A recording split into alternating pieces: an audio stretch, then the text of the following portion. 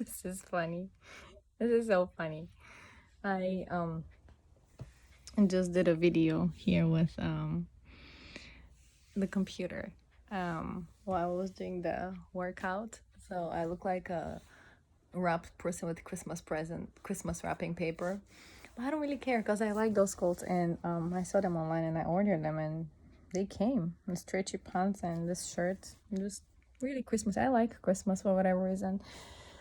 And I'm uploading that video right now.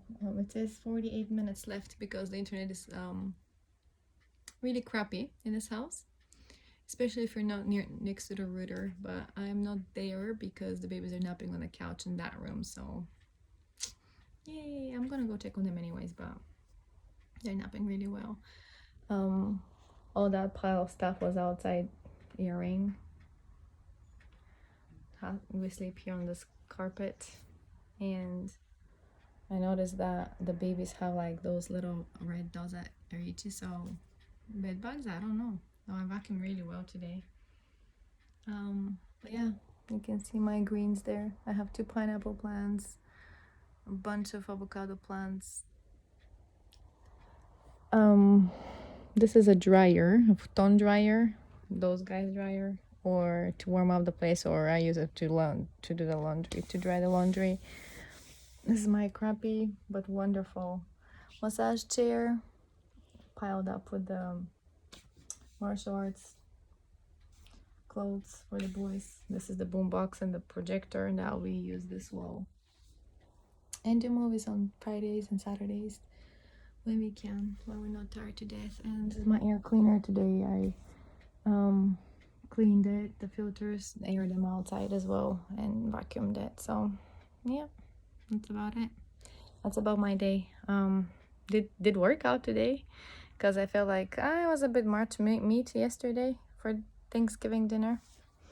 But in the spirit of Thanksgiving, I just wanted to share my gratitude towards my sister because she's been a pillar of strength since we actually were baptized in the Church of Jesus Christ of Latter-day Saints, and 20 years ago, 20 years ago, yeah. So she's been my strength, she's been my inspiration, and she's been the one to keep me going. Like, well, there are lots of other people who have done that, no doubt, but she's been like the constant. She's been the support that has been there when nobody else has, and even when she can't, then it's the Lord. I don't know what I would do without my sister. It's like we always joke around, we're like Anna and Elsa. I'm the Elsa, sorry, because I'm the older one anyways, but I'm with the evil powers, I guess. I'm like the scary monster that everybody's scared of, and she's like the mellow, wonderful, soft person, but you don't want to mess up with her either.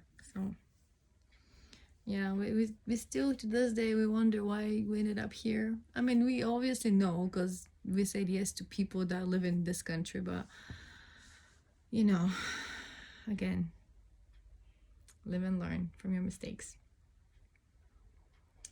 I'm grateful. I really am.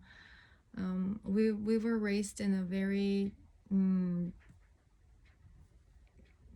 I would say, not normal kind of situation. Like, I mean, it's never normal when you're raised with a single parent. It's never normal. It's really hard, and we learn to do the housework very early. We were witnessing lots of fights and things being broken in the house, and really really nasty stuff. So, but and then accidents. I've seen lots of accidents. So I have to say, by the time I'm 40, there's a lot I have seen. And then after I was 20, when I left Bulgaria for mission in school and for good, I saw a lot more in the world and met lots of people and they touched my lives in different ways, both good and not so good. But I'm grateful for all the experiences because um, that I don't believe in coincidences. And I believe that things happen for purposely. And every time when we make a decision, God knows, and He has designed the way to go if we rely on Him heavily, which I'm trying to do. Unfortunately, I wouldn't say I need it, but like it will be okay to have a support of some sort. But I don't, so it's like me and the Lord walking together, and spending time with my 5 kids. And I think when I'm starting to get used to it. I'm starting to get used to the fact that it will be like that to the rest of my life. It will be, if I choose that, it will be just me and my kids, and I'll see them growing from grade to grade, from school to school, from up until university, and then that will be, when they're gone, I have to think about what I can do and what I have to do with my life. But living in a different country, you don't really know how the situation is with when you retire and things like that. I don't really know. So it's very uncertain and very unwelcomed as well. And so yeah, it makes me think of what's next.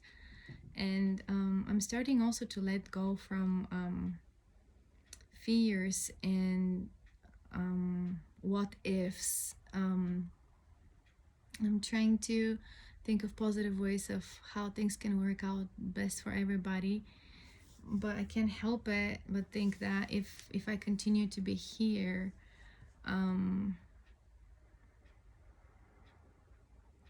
not sure if I will ever.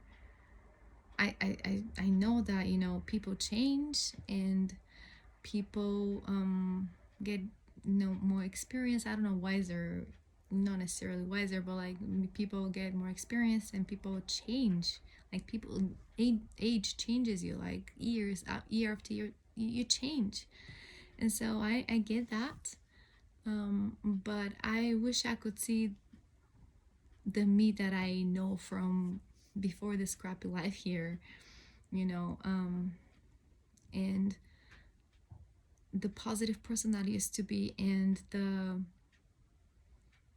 the person who, I don't know, helped others and loved to meet others and people and cultures. And I used to be like that, and then life happened, like kids happen, and then you just lose yourself and forget about what you really want to enjoy. What it's like, last night we were talking, we were saying a family prayer together, the first time for a long time when I think about it, all 7 people, with the 5 kids and their father. And I was asking the boys to take turns and just share 5 things that they're grateful for, because it was after Thanksgiving dinner and everything.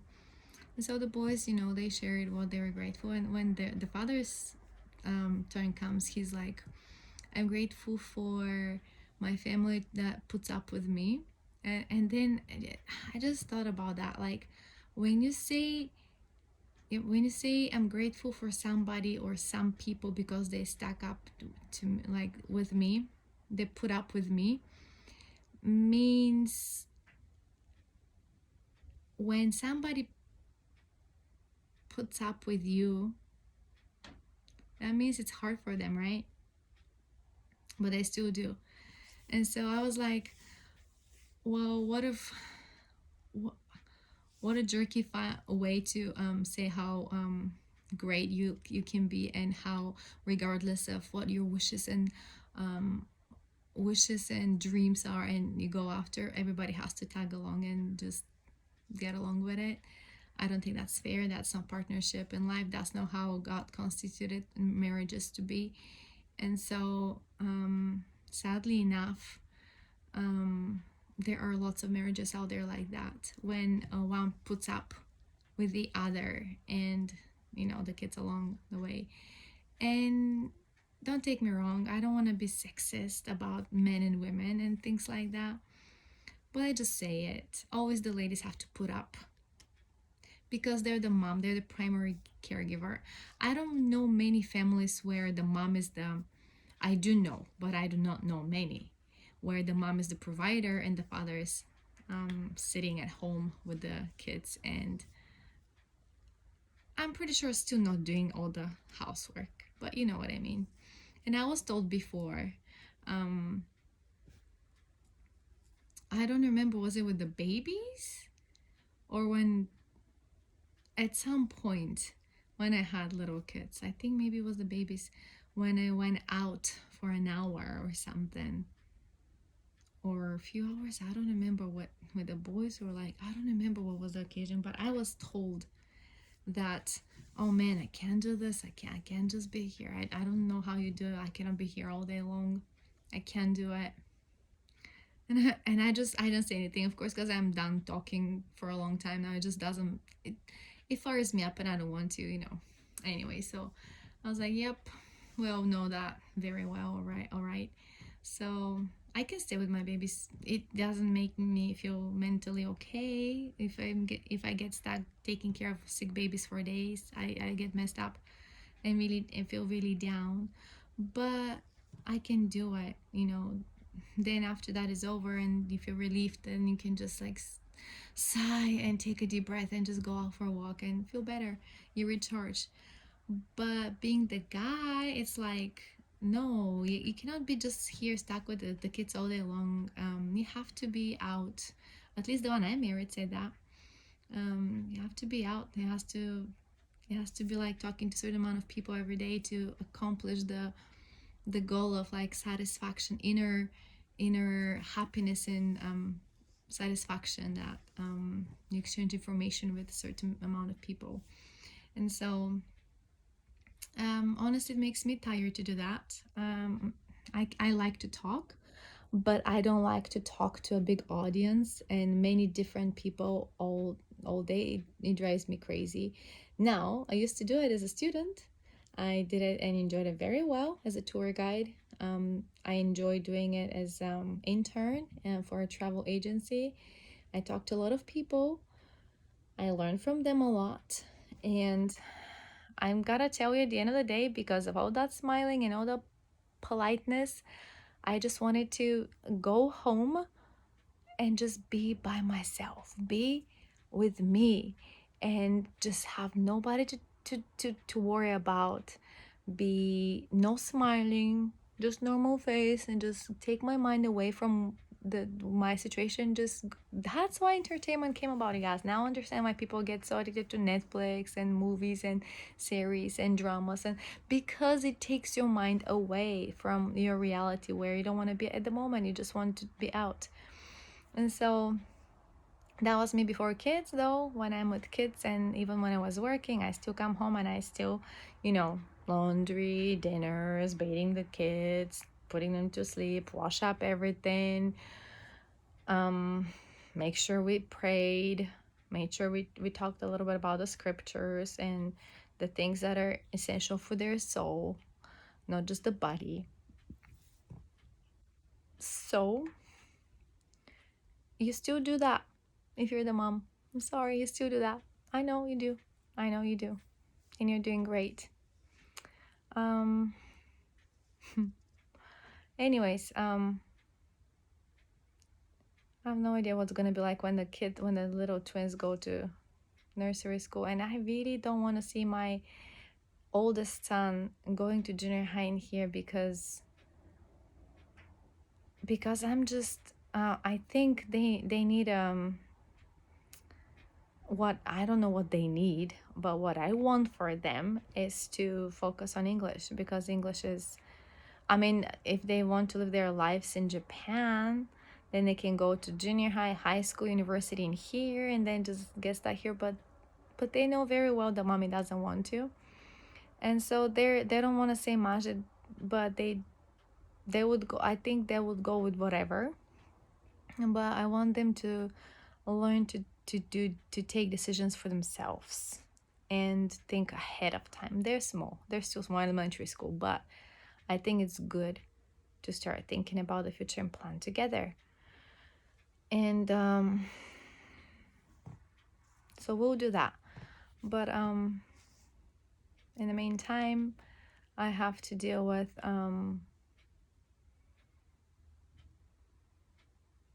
everything, really.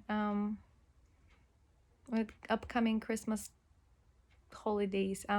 By the way, Christmas Eve is on the Friday, I believe, here, and Christmas Day is on the Saturday. Oh, hallelujah. Because when it's on the weekdays, the boys literally have to go to school. And I used to, with the previous emperor, was easier because his birthday was on 23rd of December. So it was really easy to, that day was off.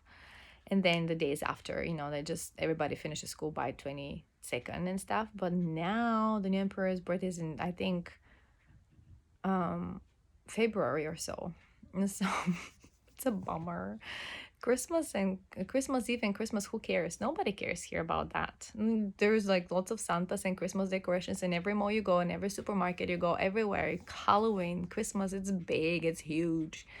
But Christmas is for like, here in Japan is so funny because it's for like young people to go on dates and eat fluffy cakes with cream and strawberries inside and go out and see illuminations, which reminds me of the Minions every time. Meaning Christmas lights. Christmas lights is illuminations here. And so I never got over that. I was like, I mean, my family was not really religious. My country is not like crazy about church, but like Christmas, Easter, those are big. You go to church no matter what, and you have candles there. I mean, it's just crazy, you guys. You have no idea. And it's like sacred, Oh, my little guy came. My little girl woke up. Oh, she's so pretty. Come, precious, come. Look at her. She's so precious. I love her so much. I love this baby pong. I love her so much. But anyway, so here's like, yeah, Christmas is like, what the heck? But I try to keep it as sacred and as excited as it can be. So yeah, no, that's not because I look like a wrapped in Christmas paper, but I just enjoy it. I don't know. I like Christmas earrings even and things like that. Yeah. And this little girl is dressed up with a really nice dark green top today. She's so pretty. She just woke up. She's so pretty. Ooh, it's windy today, isn't it? It's really windy today. So we have to close the windows. Yes, yes, okay. Maybe her brother's still sleeping because she went to sleep first. But yeah, so there will be two videos, YouTube videos from today. That's very fun. The first one is with letting the steam out. Did a workout and a little bit of talking while I was doing the workout. It was really funny. But this is gonna be the second one, and I'm grateful for being able to do this, because this is not only venting, but when you let your thoughts out, it's just very different, and it's therapy, and it's helping, and it makes you realize, or when you hear yourself talking, just like when you pray out loud, it's different when you're just talking inside of your head. So I like that. Let's say bye bye. Bye bye. Bye bye.